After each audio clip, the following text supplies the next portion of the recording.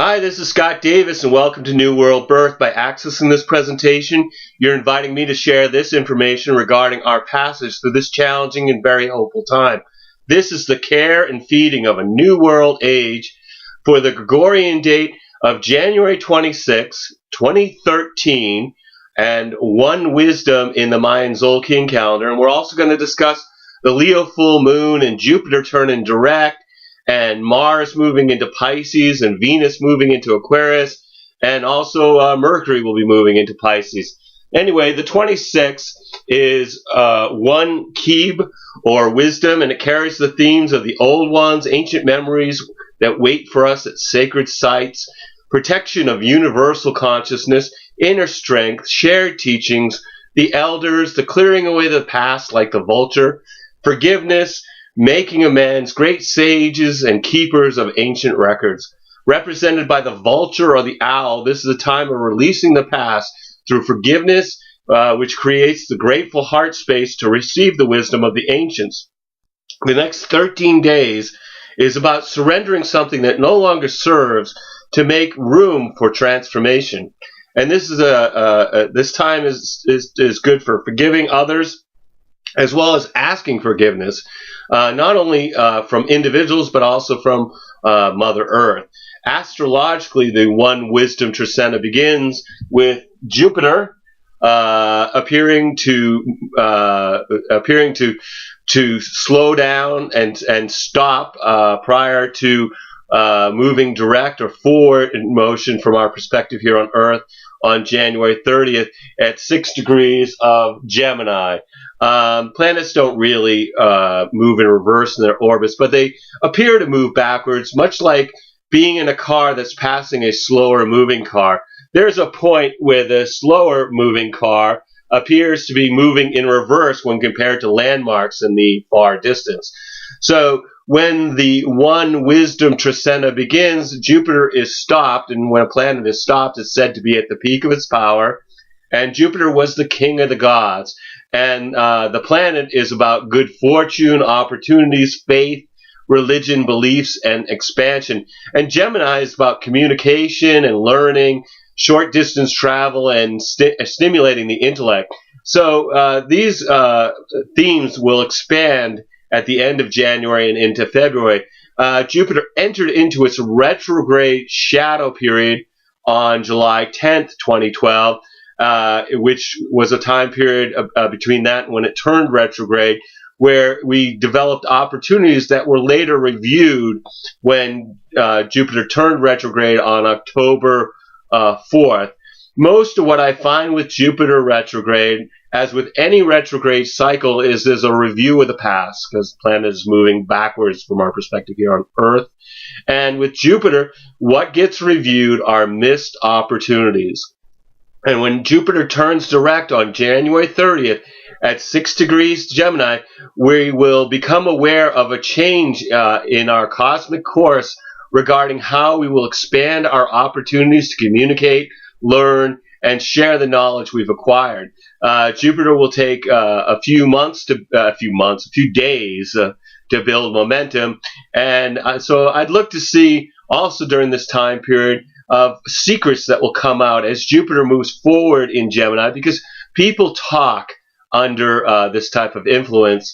And I would certainly encourage any folks to share this information as videos or text as widely as you choose during this time period, or any time you want to.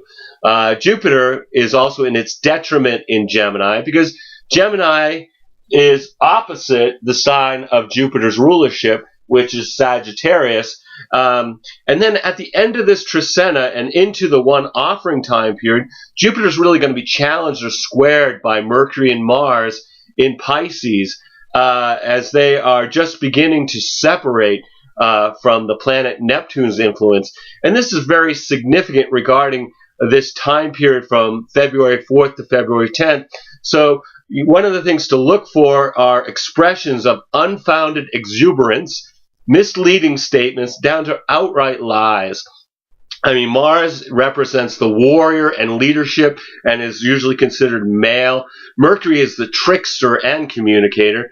Neptune obscures reality and rules Pisces, which is a sign that these three planets are conjunct or merged together, and in which gives the quality of acting, where they act on each other and create a united force of all their elements.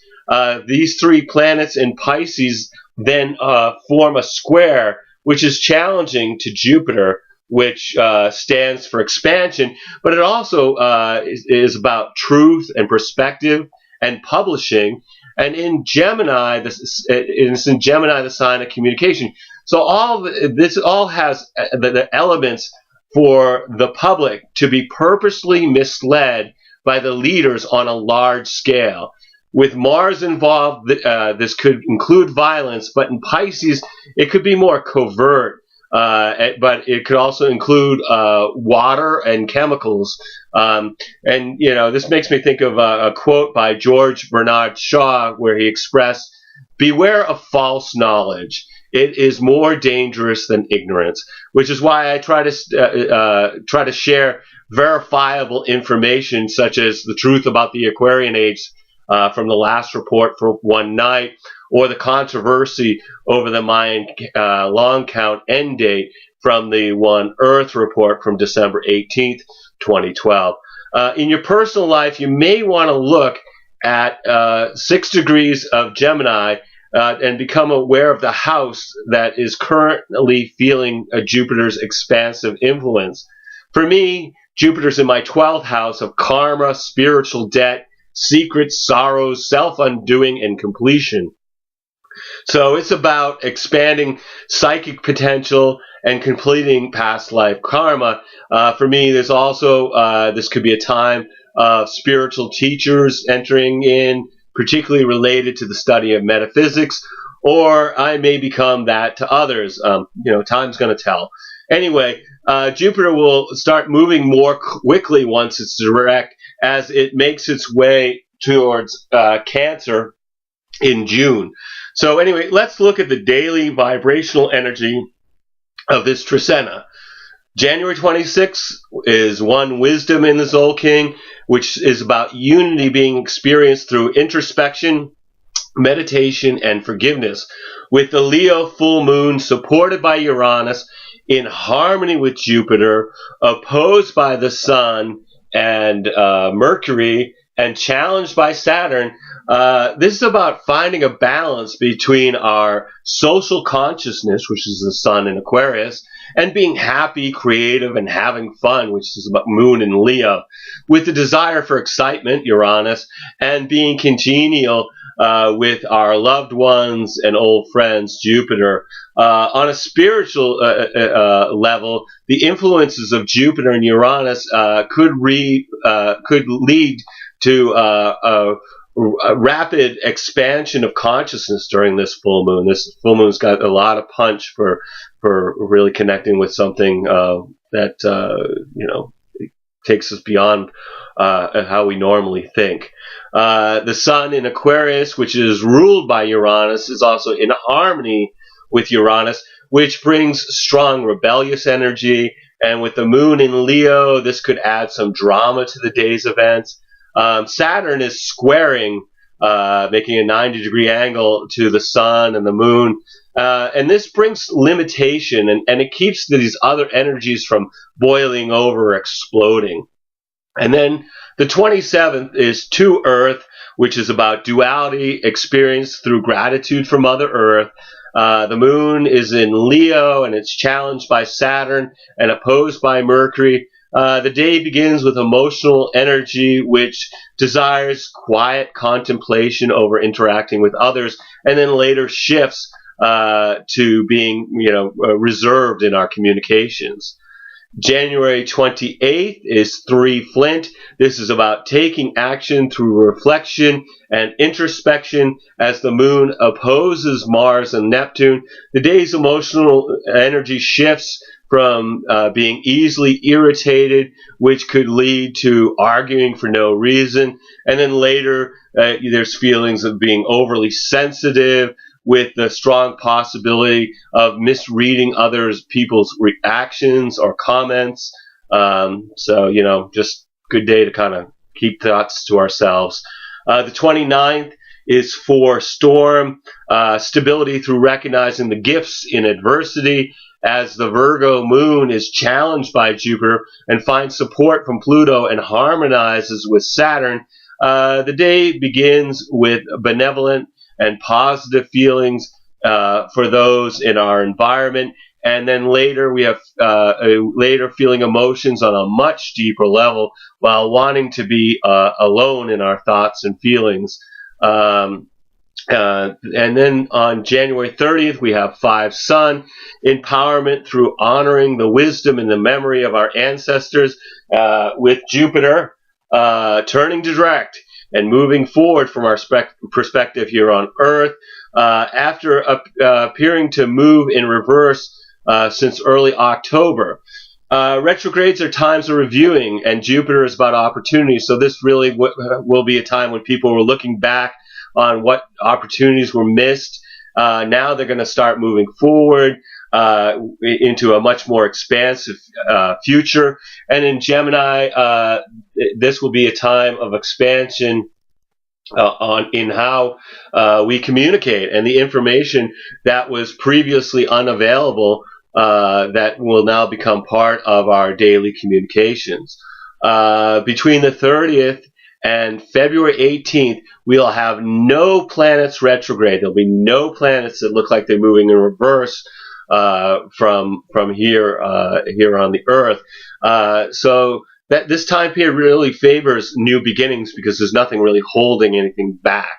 Also on the 30th, we have the Sun being challenged by Saturn. So from our perspective here on the Earth, this will be a 90-degree square between these two, which balances out the real positive energy of Jupiter changing directions, as Saturn may have people feeling unlucky and may even bring up issues that are difficult to handle, but the effect doesn't last more than a few days, and by then Jupiter will have us feeling aligned and expanding our inner and outer worlds.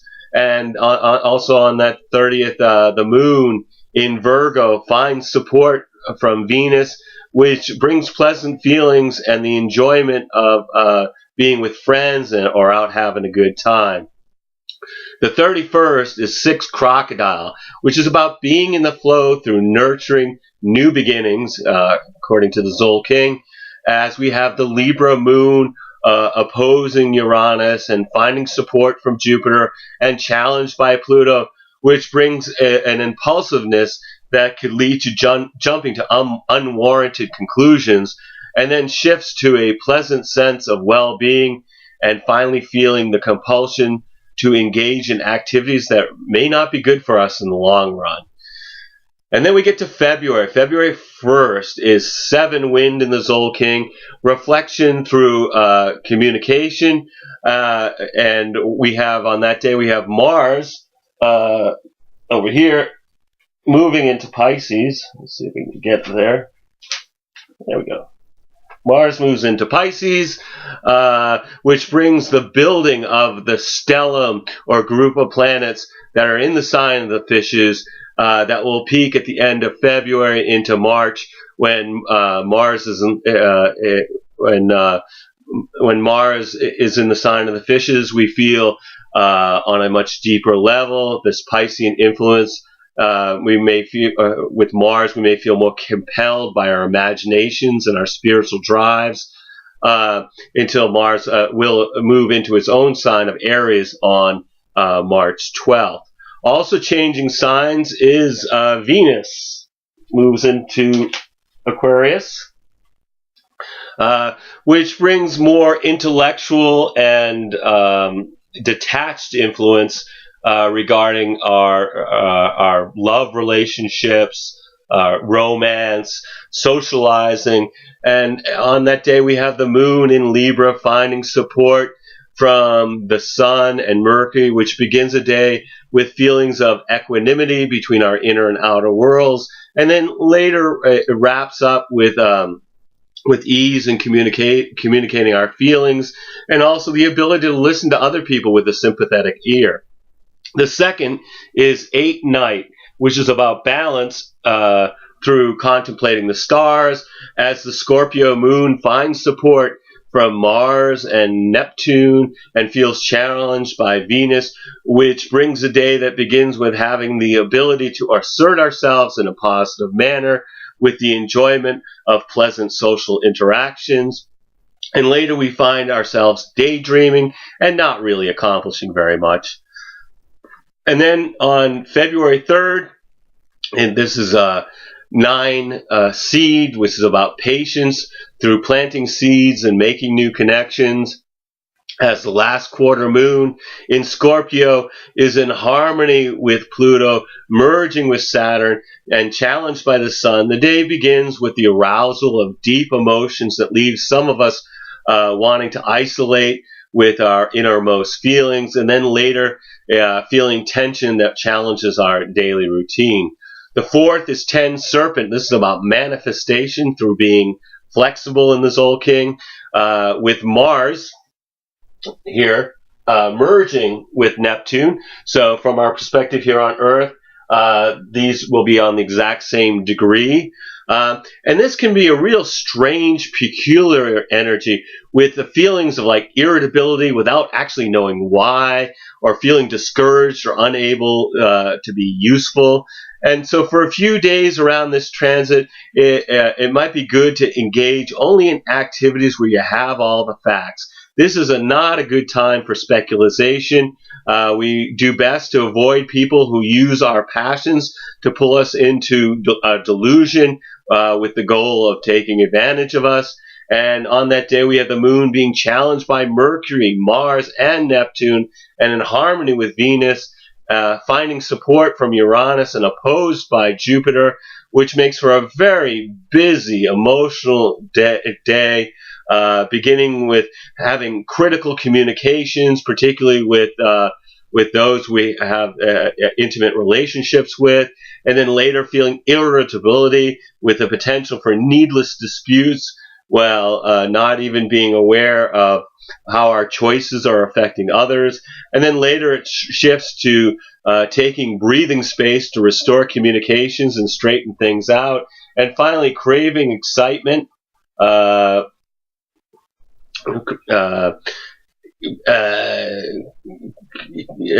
we're craving excitement and sharing generosity with others. And that's the 4th. And then on the 5th, February 5th, we've got 11, transformation, resolution through letting go of what no longer serves us. And then on this day, we've got Mercury moving into Pisces. So it makes its trip around that corner right there,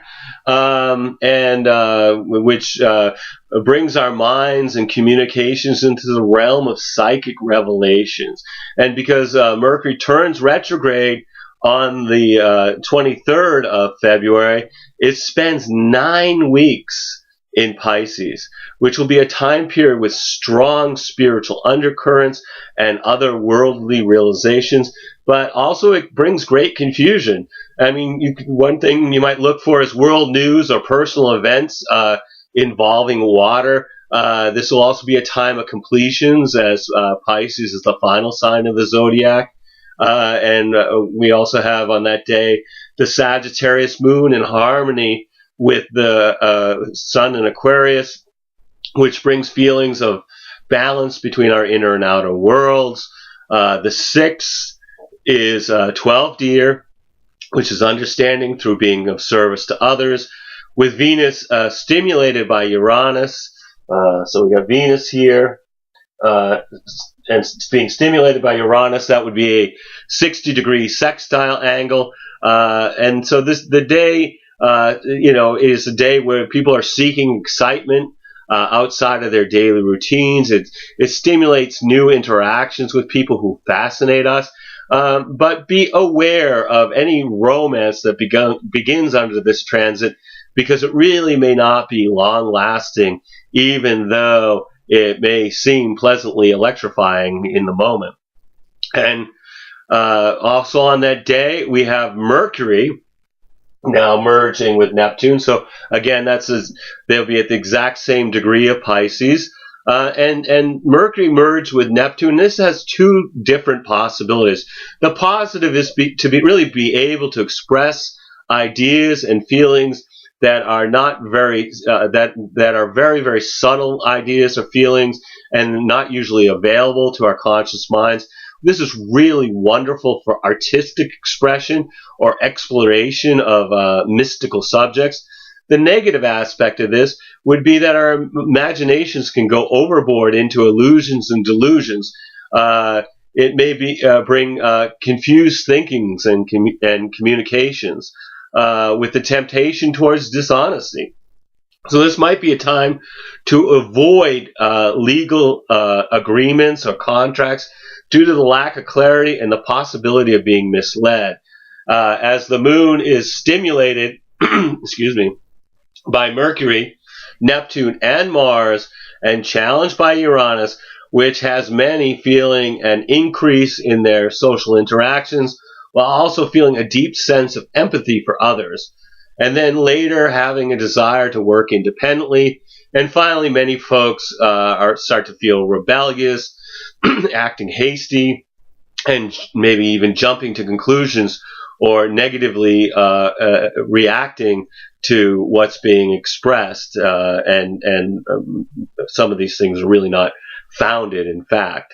And then we get to February 7th, which is 13 star, which is about movement to the next stage through being grateful for abundant relationships. While we have Venus being supported by Jupiter, and so this support is what we call a trine. It's a 120-degree angle, and I think this is so cool because this is 13 star, which is about moving to the next level through being grateful for abundant relationships, and then we've got Venus, the planet of relationships, making a very comfortable, positive angle to Jupiter expansion. So, this trans of the energy of this day is about an expansion of abundant relationships. It brings ease and grace, pleasant social interactions, but it also has the potential for laziness and self-indulgent behavior if you lean that way anyway. Most will experience this really as just being a break from the daily grind. As the moon in Capricorn merges with Pluto and is supported by Saturn, which is intensely emotional, as moods come to the surface from the deepest parts of our psyche, with the desire to be alone in our thoughts and feelings. So, I mean, obviously there's lots of different energies going on here. So anyway, no matter what the energies that are affecting you during this One Wisdom Tzolkin, take some time out to be in the flow of the planet by being in nature, watching a sunrise or a sunset, communing with the stars, being conscious of the moment through introspection, meditation, or really just truly being with somebody you love where you're fully conscious of that experience. Because every single day we have is a blessing, no matter what the dramas are that beckon to distract us. And we're all here given the performance of our lifetime on the world stage. So take some time out, though, to observe the play as well as act your part by remembering you're a spiritual being having a human experience. So the spiritual being is sitting back. It's really catching what's going on as the human is moving through its movie, and that's where grace and that's the energy that we can really take with us into our next incarnations comes from. So anyway, thank you for checking out New World Birth. The next segment, A Care and Feeding of a New World Age, will be on February 8th, 2013 for one offering, and we're going to discuss the Aquarius new moon, which brings us into the Chinese year of the water dragon. So we're going to talk about that too. The sun will be moving into Pisces. Saturn will be turning retrograde. And you can check us out on Facebook, YouTube, or the Mayan Magics website. And as always, I invite you to email me at newworldbirth@yahoo.com if you have any questions or wish to schedule a reading. I am providing readings and wish to make this service available to the greatest amount of folks. So I've created 3 options with 3 levels of compensation. And these readings are really designed to provide information to help you navigate these difficult times. At the basic level, we'll look at your human design chart to help you understand how to use your individual strategy and authority in making life decisions based on your own unique design. I also include 3 months of astrological transits as they relate to your natal and progressed astrology chart, along with the human design reading at the middle level. And then at the top level, the human design and astrology transit reading will be recorded and then sent to you as an MP3 file that can be downloaded to your computer so you can review it over and over again and get all the information that's in there, because these readings are as dense as these reports, except they go for 2 hours. So if you've been thinking about getting a reading, please contact me. I'd love to provide you a reading during these uncertain times. You're going to either need to be able to call me in Maine in the USA or connect with Skype to receive your reading. I've been contacted by some folks who are feeling financial limitation yet still trying to connect with what I'm trying to share in readings. Watch the Facebook page, the New World Birth Facebook page. I do post that once a month I do a radio show for the Earth Needs Rebels, which is on OrionTalkRadio.com, where you can call in, or I believe you can also enter in your birth information in the chat space. And I do the reading right there during the show. I mean, it's a short reading. It's about 5, 10, 15 minutes long, but it will give you some information. So if you're feeling financially like even the cheapest reading I have is too much, I'd love to have you get your reading that way, be part of the radio show. So anyway, also I am accepting donations just to kind of keep these reports freely available. So if you would like to help me out in that way, please feel free to email me at newworldbirth@yahoo.com. As always, I am blessed that you've taken the time out to connect with my passion for all these ancient mysteries and their application in our journey during this incarnation. The light in me honors the light in you. Namaste and Lakesh, and looking forward to connecting again during one offering. Thanks for everything.